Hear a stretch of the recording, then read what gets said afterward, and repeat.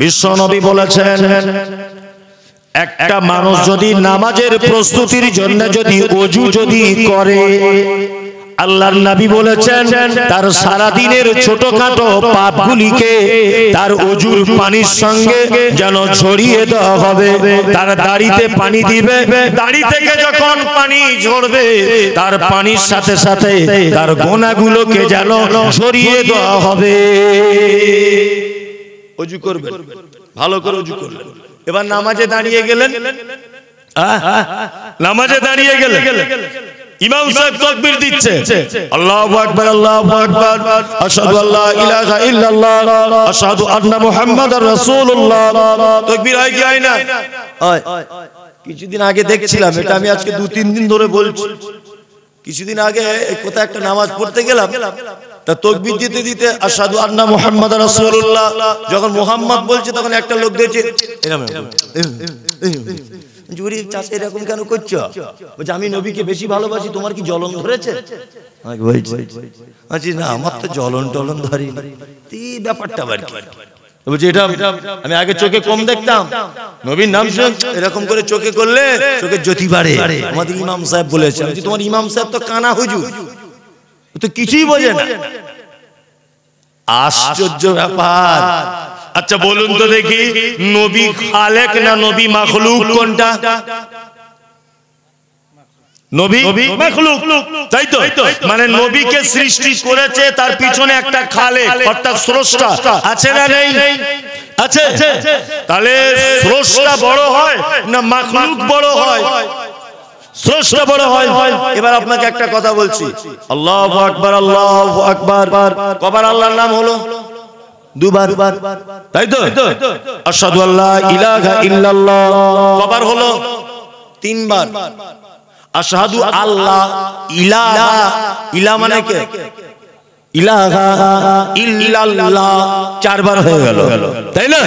যদি আপনি দেখেন 3 বারই ধরুন, 3 বার কবার হলো?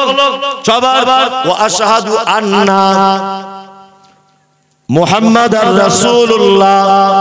তাহলে রাসূল মুহাম্মদ নাম বলার আগে আল্লাহর নাম কবার বলেছি? কবার? 6 বার, তাই তো? চাচাকে বলছি চাচা নবীর নাম শুনলে কবার এরকম করো? বলছি মিনিমাম 10 বার করি। আমি তাহলে নবী বড় না আল্লাহ বড়? আপনাদের সব আজে বাজে প্রশ্ন। আল্লাহ কোটি কোটি কোটি কোটি গুণ বড়।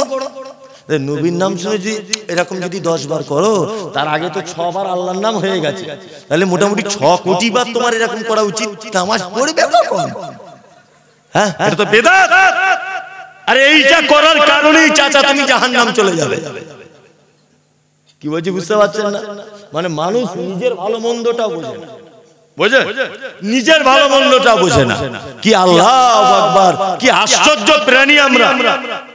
বাসে যাবেন সিট নাই, প্লেনে উঠবেন সিট নাই, ট্রেনে যাবেন সিট নাই, পার্টি অফিসে চেয়ার ফাঁকা নাই, সিনেমা হলে হাউসফুল, সব জায়গাতে হাউসফুল। বড় দুঃখের বিষয়, মুসলমান ইমাম সাহেব দিনে 5 বার মুয়াজ্জিন ডাকে, মসজিদে লোক নাই।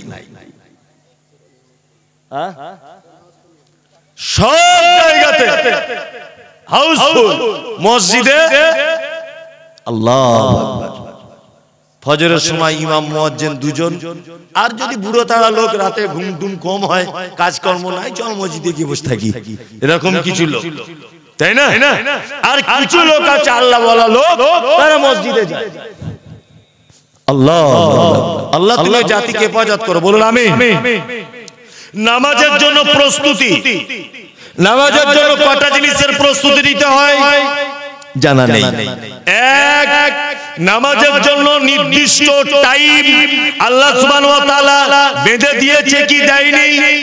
দিয়েছে।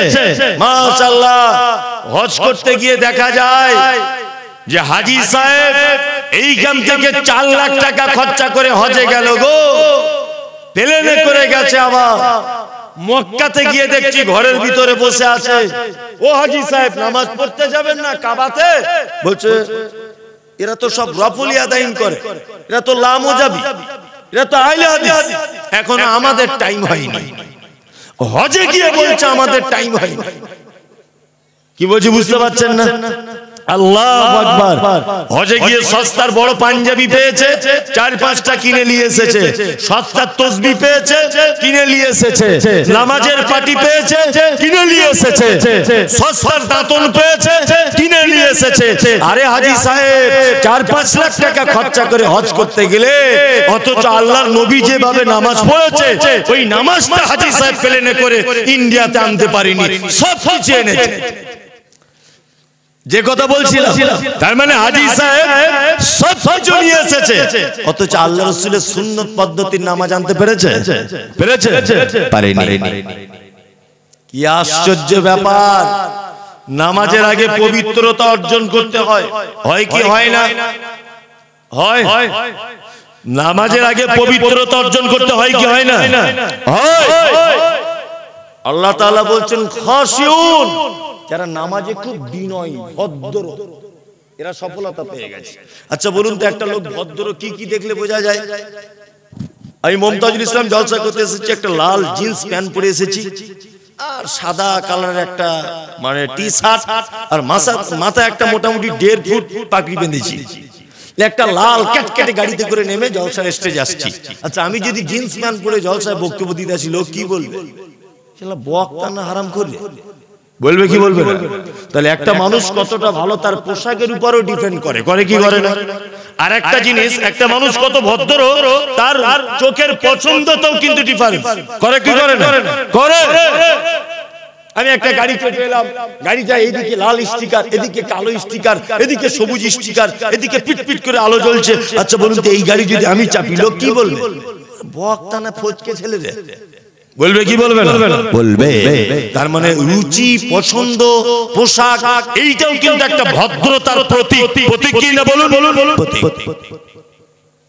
আমরা যখন বিডিও অফিসে যাই, এসডিও তে যাই, পার্টি অফিসে যাই, কোন জায়গায় কোনো কিছু হলে যাই, তখন দামি জামা, জুতো, ফক, সেন না, ডান দিকে বাম দিকে সিঁড়ি কেটে বুঝলেন না, এমন করে যাচ্ছে, মানে কি ছিনু আর কি হুনু, চোখে চশমা পরে যাচ্ছে। আর আল্লাহর ঘরে যখন যাচ্ছে, মনে হচ্ছে লালগোলা থেকে ভিখারি ঢুকছে ভিক করতে। কি বলছি বুঝতে পারছেন? বগলের গন্ধ, ঘামের গন্ধ, 3 দিন ধরে একটা জামা একভাবে পড়ছে, ওইটা পরে মসজিদে যাচ্ছে। জি জি জি জি, এই জাতি কি করে পরিত্রাণ পাবে? যে জাতি তার স্রষ্টার সামনে দণ্ডায়মান হওয়ার সময়তে পরিষ্কার পরিচ্ছন্ন অবলম্বন করে না, এই জাতির সালাত কবুল হবে বলে মনে হয়? হবে না। আপনার স্ত্রীকেও বলেছি, সোশ্যাল মিডিয়াতে আপনাকেও বলছি, অন্ততপক্ষে 1 সেট পাঞ্জাবি তৈরি করে রাখুন, 4-5টা পাঞ্জাবি করে রাখুন। পাঞ্জাবি করে ভালো করে পরিষ্কার পরিচ্ছন্ন আল্লাহর ঘরে যখন যাবেন, ওই ধোয়া, পরিষ্কার করা, আয়রন করা পাঞ্জাবিটা পরে তবে আল্লাহর ঘরে যান। যদি বলছেন হাফ শার্ট পরে পাঞ্জাবি যদি বা নেই, হাফ শার্ট পরে নামাজ হবে, নেকি কম হবে, অবশ্যই নেকি কম হবে। যারা এই বগল কাটা ব্লাউজের মতো জামা পরছে আর গেঞ্জি পরছে, এরকম লোক মসজিদে যাচ্ছে কি যাচ্ছে না? নামাজ হবে, নেকি কম হবে, এটা অভদ্রতা। কি বলছি বুঝতে পারছেন না? আবার কিছু ইয়াং ছেলে দেখছি জিন্সের প্যান্ট পরছে, ও যখন সেজদা দিচ্ছে, এই রুকুতে যাচ্ছে, তখন তাকিয়ে দেখবেন, বা সেজদায় যাচ্ছে যখন তাকিয়ে ওর পিছনের দিকে দেখবেন, ওর গেঞ্জি আর ওর জিন্সের প্যান্টের এই কোমরটার মাঝখানে 1 বিঘা ফাঁকা হয়ে ওর পাছা দেখা যাচ্ছে। যায় কি যায় না? তাহলে এই অঙ্গ একটা লজ্জাস্থান, এই জিনিসটা দেখা গেলে নামাজ হবে বলে মনে হয়? হবে? এমন প্যান্ট পরছে, না দাঁড়িয়ে পেচ্ছাপ করা যায়, না বসা যায়। আশ্চর্য ব্যাপার। এ জাতি পরিত্রাণ কি করে পাবে? চলো নামাজের জন্য প্রস্তুতি নিয়েছেন। বিশ্ব নবী বলেছেন, একটা মানুষ যদি নামাজের প্রস্তুতির জন্য যদি ওযু যদি করে, আল্লাহর নবী বলেছেন তার সারা দিনের ছোটখাটো পাপগুলিকে তার ওযুর পানির সঙ্গে যেন ছড়িয়ে দেওয়া হবে। তার দাড়িতে পানি দিবে, দাড়ি থেকে যখন পানি ঝরবে, তার পানির সাথে সাথে তার গুনাহগুলোকে যেন ছড়িয়ে দেওয়া হবে। ওযু করবেন, ভালো করে ওযু করবেন। এবার নামাজে দাঁড়িয়ে গেলেন, নামাজে দাঁড়িয়ে গেলেন, ইমাম সাহেব তাকবীর দিচ্ছে, আল্লাহু আকবার আল্লাহু আকবার, আশহাদু আল্লা ইলাহা ইল্লাল্লাহ আশহাদু আন্না মুহাম্মাদার রাসূলুল্লাহ। তাকবীর হয় কি হয় না? হয়। কিছুদিন আগে দেখছিলাম, এটা আমি আজকে 2-3 দিন ধরে বলছি।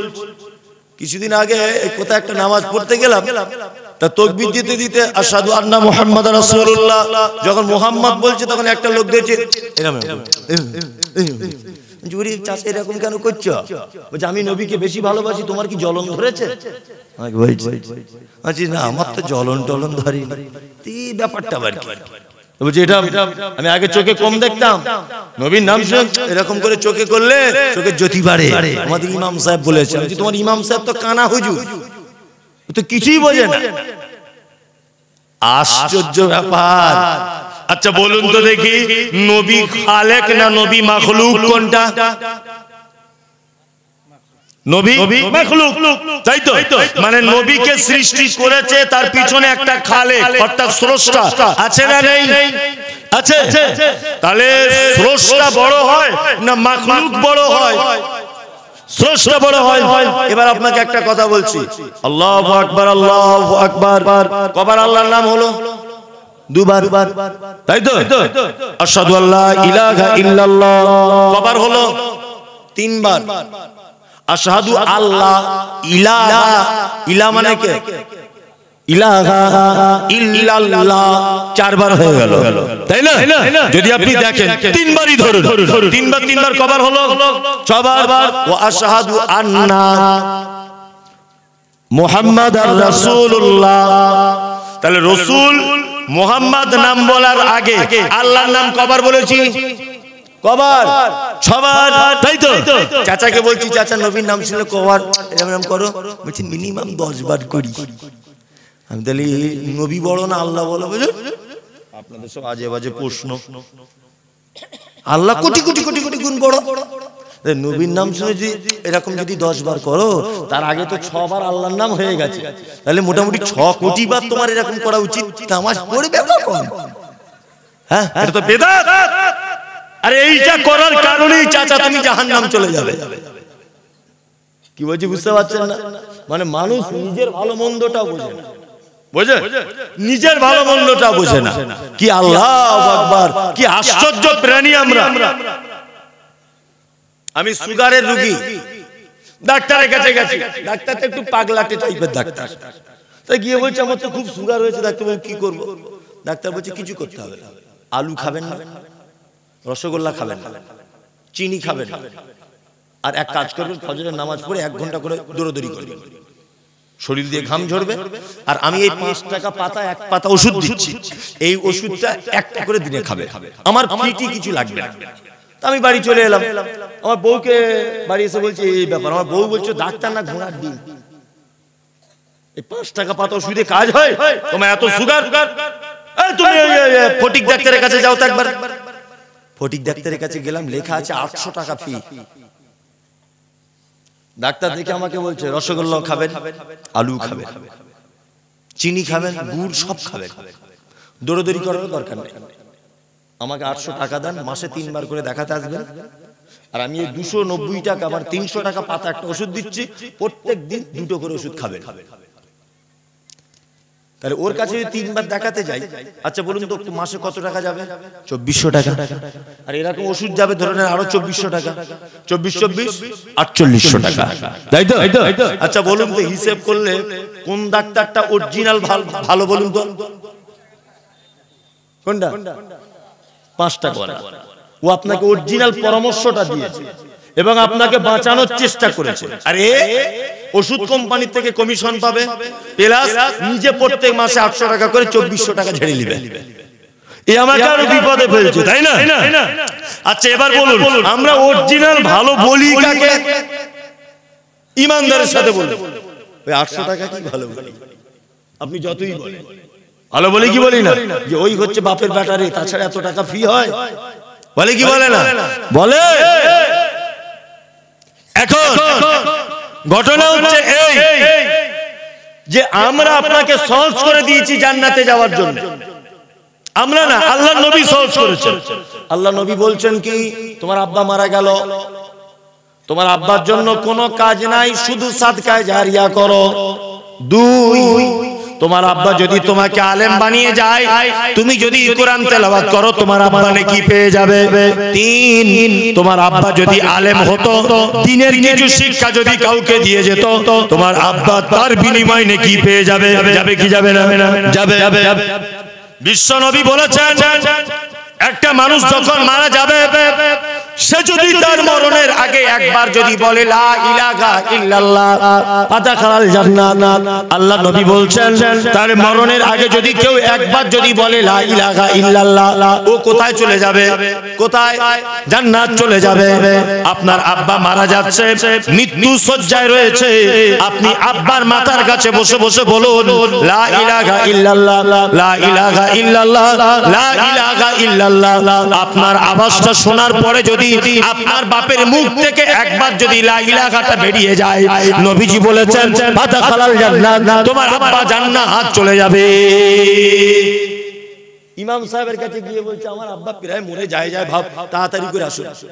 ইমাম সাহেব দেখি মাদ্রাসার 10টা ছেলে আর এইরকম করে বুকে কোরআন ধরে আসছে, এসে বলছে ইয়াসিন আল কোরআনিল হাকিম।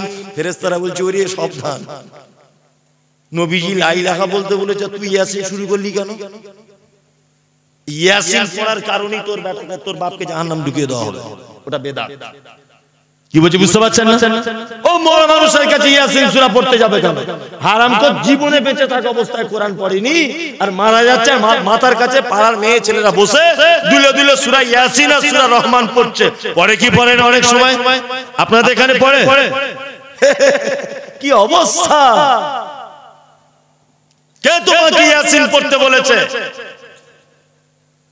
আমি বলে দিয়েছি সহজ করে লা ইলাহা ইল্লাল্লাহ পড়ো। মেয়ে যারা বসে আছেন শুনে রেখে দেন, আপনাদেরকে অনেক সময় ক্রিকেট ফুটবল প্লেয়ারের মতো হায়ার করে নিয়ে যাওয়া হয়, বুবু একটু চলো না, আমার মায়ের জানটা বার হয়ে যাচ্ছে, একটু ইয়াসিন পড়ে দিবে।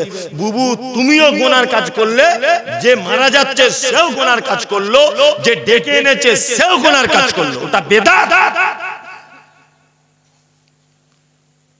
তাহলে কি করতে হবে? হুজুর জানাজার পাশে দাঁড়িয়ে বলছে, কি বলছে?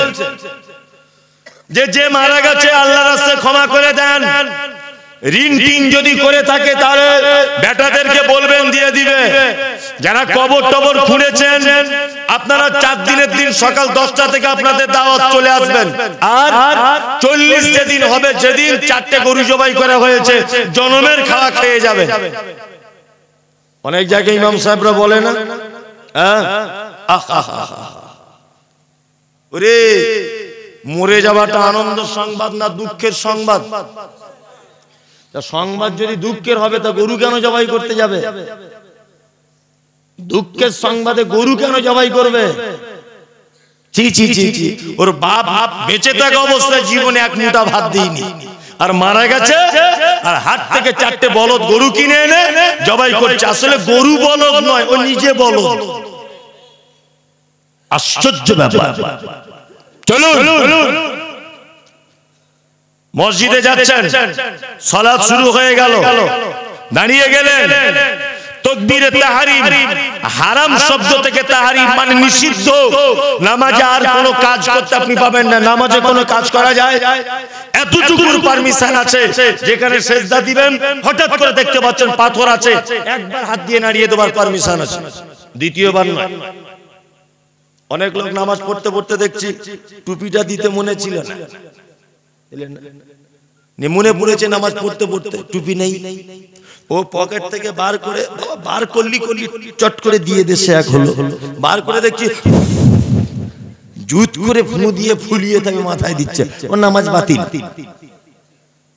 ওর নামাজ বাতিল হয়ে গেল। কারণ টুপি মাথায় দেওয়া এটা একটা কাজ, কাজ কি কাজ না, ওর নামাজ কি বাতিল।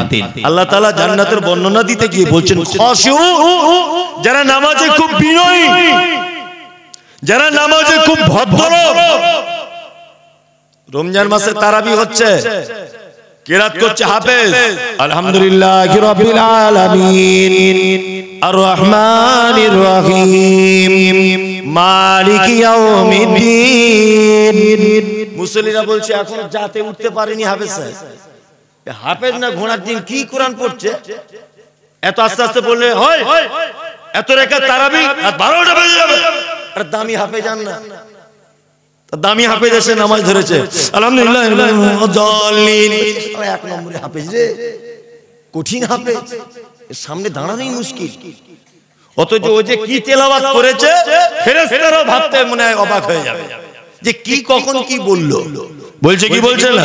বলছে খুব সাবধান। রুকু সিজদা বিশ্ব নবী যখন রুকুতে দিতেন সাহাবীরা ভাবতেন আল্লাহ রাসূল রুকু থেকে উঠতে মনে হয় ভুলে গেছেন। তিনি যখন সিজদায় যেতেন তখন মনে হয় সিজদা থেকে উঠতে তিনি ভুলে গেছেন। আর আমাদের যে ইমাম সাহেব যত তাড়াতাড়ি পড়াতে পারবে ও তত বড় ইমাম। কি বলছি বুঝতে পারছেন না? আর ইমাম সাহেব দেখছে বেতন কম, যেমন তেমন করে দিয়ে দিই, আমি পরে আমার ঘরে আবার ফের পড়ে নেব। কি বলছি বুঝতে পারছেন না? মাশাআল্লাহ, আল্লাহ আমাদের সকলকে হেফাজত করুক, বললে আমিন। তাহলে জান্নাত যেতে গেলে নামাজে কি করতে হবে? বিনয়ী হতে হবে, ভদ্রর সঙ্গে নামাজ পড়তে হবে। ইনশাআল্লাহ পড়বো ইনশাআল্লাহ। আল্লাহ তাআলা তারপরে বলছেন আল্লাযীনা হুম আনিল লাগবি মুরিজুন, যারা অসার ক্রিয়াকলাপ থেকে যারা দূরে থাকে, মানে অবান্তর কথাবার্তা, যে কথার কোনো প্রয়োজন নেই, মানুষকে হাসাবার জন্য অযৌক্তিকর ভাষা, গীবত, পরনিন্দা, চগলখড়ি, এই সমস্ত কথায় যারা লিপ্ত থাকে এদের জন্য ফেরদাউস জান্নাত কে নাই।